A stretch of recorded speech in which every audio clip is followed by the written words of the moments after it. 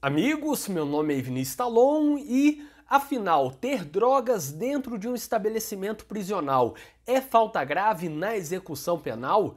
Essa é uma questão muito importante. Não podemos ignorar que há uma circulação de drogas dentro dos estabelecimentos prisionais e por isso devemos avaliar se ter a droga, ainda que para consumo, caracteriza ou não falta grave que pode gerar inúmeras consequências, como a regressão de regime, a perda de até 1/3 dos dias remidos e a alteração da data base. Assim, falaremos sobre esse ponto, se é ou não falta grave. Mas antes disso, eu gostaria de pedir a vocês que se inscrevam no meu canal do YouTube e ativem as notificações, porque assim vocês saberão sempre que for lançado um vídeo novo aqui no canal. E se você gostar do vídeo, eu peço que ao final compartilhe nas redes sociais e nos grupos do WhatsApp. Voltando agora ao tema deste vídeo.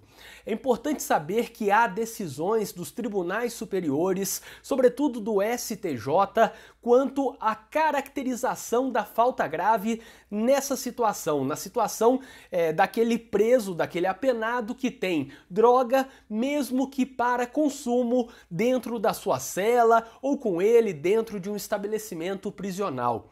E aqui veremos esse entendimento do STJ, comentaremos uma decisão principal, outra decisão que foi utilizada para fundamentar essa decisão principal e também falaremos quais são as críticas, porque esse posicionamento, ainda que para muitos possa parecer que é algo claro, que é evidente, que não poderia ser de outro jeito, pode suscitar algumas dúvidas. Há duas questões aqui que a defesa tem que bater, a defesa tem que se manifestar contra o reconhecimento dessa falta grave, porque são questões que não estão claras do ponto de vista dogmático e legislativo. Então, vamos começar. O que temos aqui é o meu site, eviniciustalon.com. Ali você encontra essa decisão, que também estará no link na descrição deste vídeo no YouTube.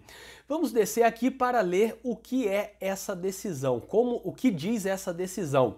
Vejam que consta aqui, decisão do STJ, sexta turma, uma decisão de 2015, mas que continua sendo aplicada até hoje. Esse entendimento continua sendo aplicado e essa decisão foi no habeas corpus 301-684, que teve origem aqui no Rio Grande do Sul. Eu coloquei em negrito o trecho mais importante, está aqui.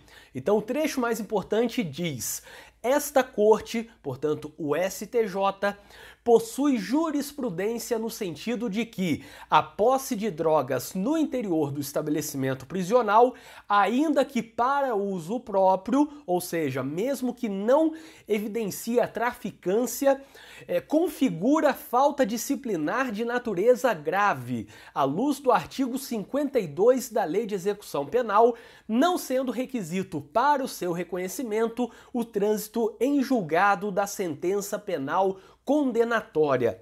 Bom, parece aqui que é uma decisão evidente, que não tem nada a ser discutido, que é algo claro, mas não é bem assim. Quando você começa a prestar atenção e você já tem uma bagagem de estudo, você começa a perceber cada palavra, qual é a importância de cada palavra, o que cada coisa significa aqui. Para começar, fala da jurisprudência do STJ, fala sobre ter drogas dentro de um estabelecimento prisional e ainda que para o uso próprio. Por quê? Porque se fosse tráfico de drogas, não teria essa divergência aqui. O tráfico de drogas é um crime doloso e a gente vai ver que o artigo 52 da Lei de Execução Penal fala que caracteriza falta grave a prática de fato definido, fato previsto como crime doloso. Então, quando fala, ainda que para o uso próprio, caracteriza a falta do artigo 52 da LEP, o STJ está dizendo o quê? Que aquela conduta prevista no artigo 28 da Lei de Drogas também caracteriza fato previsto como crime doloso. E o outro ponto, que é essa parte final, diz que não é requisito para a caracterização, para considerar a falta grave, que tenha ocorrido o trânsito em julgado da sentença penal condenatória. Qual o problema aqui? O problema é que o artigo 52 da Lei de Execução Penal fala sobre prática de fato definido como crime doloso. Então, esse artigo 52 da LEP é o artigo que vai dizer se é ou não essa falta grave. E ele tem alguns problemas. Se você trouxer para cá, você começa a questionar o seguinte: você, como defesa, tem que questionar aquilo que está na lei, falar que tem que ser aplicada a lei do jeito que ela está e não inventar alguma coisa. Então, o que temos de errado ali? Para começar, aqui o artigo 52 fala fato previsto como crime doloso. E o artigo 28 da Lei de Drogas não tem pena de reclusão, não tem pena de detenção, não tem pena privativa de liberdade. E é por isso que muitos doutrinadores já falaram que o artigo 28 da Lei de Drogas não é crime, tampouco é contravenção. Seria uma infração penal sui generis, seria uma terceira via. E por isso não entraria no artigo 52 da Lei de Execução Penal se não for fato previsto como crime. Até porque não entra nesse artigo 52 uma contravenção, por exemplo. Não entraria para caracterizar uma falta grave. Portanto, poderia ser uma falta média, poderia ser uma falta leve, mas não uma falta grave que terá todas aquelas consequências que eu falei no início deste vídeo. Outro ponto é que fala no artigo 52, e aí é o questionamento que a gente vai fazer pela Constituição, fala no artigo 52 que caracteriza a falta grave a prática. E aí a jurisprudência se fixou no sentido de que não precisa ter trânsito em julgado. Segundo essa interpretação da jurisprudência, como o artigo 52 fala prática e não condenação com trânsito em julgado, para que alguém tenha o reconhecimento de uma falta grave praticada durante a execução da pena, em decorrência da prática de um crime, basta que tenha o reconhecimento da prática do crime e não o trânsito em julgado. E aí cada tribunal, cada juiz vai adotar um critério. Eu já vi juízes que com mero boletim de ocorrência já consideraram que tinha falta grave, outros esperavam ter a denúncia, outros esperavam ter o recebimento da denúncia. Mas como regra, os juízes nem esperam ter uma sentença condenatória, ainda que recorrível.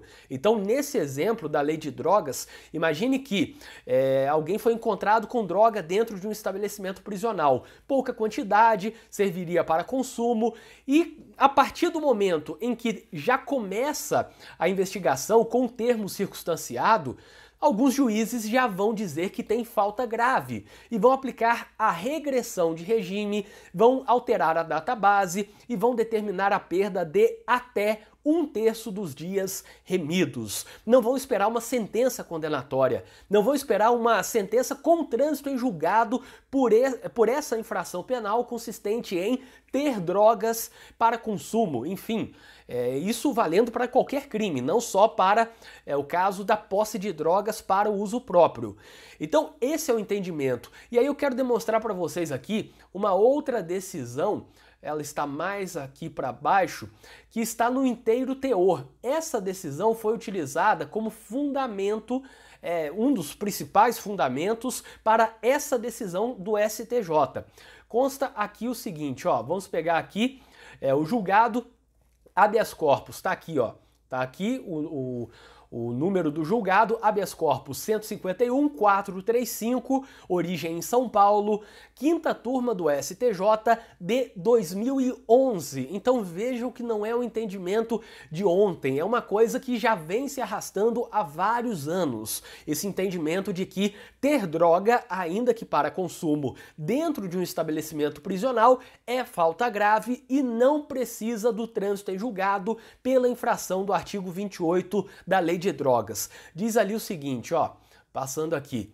O artigo 52 caput, lá em cima, da Lei de Execução Penal, considera como falta grave a prática de fato previsto como crime doloso. Então já está falando, na própria ementa já diz, o que o artigo 52 considera como falta é a prática, portanto, por essa interpretação, por essa palavra, não precisaria do trânsito em julgado, o que é ruim para a defesa se você interpreta pela Constituição, que tem a presunção de inocência, e crime doloso, ou seja, tem que ser crime, não pode ser contravenção, não pode ser uma outra coisa que não seja crime e doloso. Portanto, um crime culposo não seria falta grave.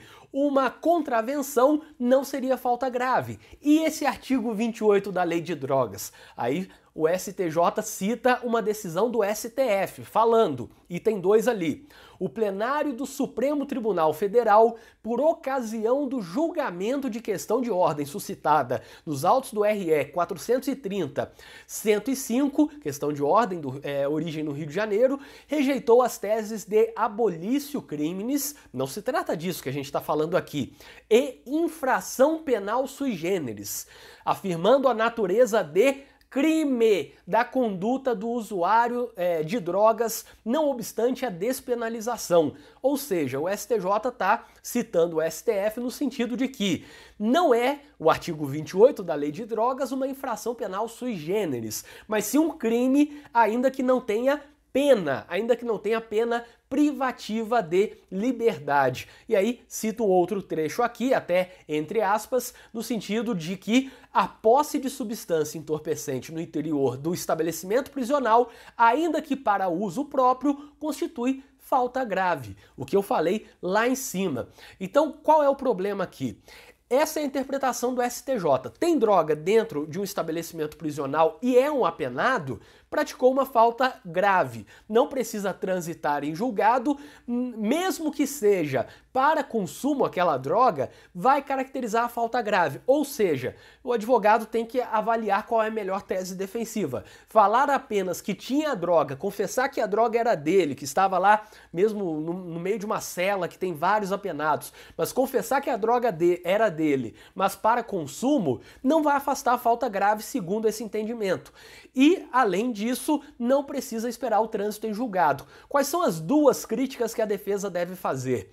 Primeiro, o artigo 28 da Lei de Drogas não se caracteriza como crime. Não pode ser um crime doloso porque não tem uma pena privativa de liberdade, logo, se não é crime doloso, não se aplica isso daqui. O artigo 52 da Lei de Execução Penal, que fala que caracteriza a falta a prática de fato definido como crime doloso. Portanto, se não é crime, o artigo 28 da Lei de Drogas não deveria entrar aqui. E vejam que é um entendimento contra a jurisprudência, mas para quem atua na defesa devemos alegar isso.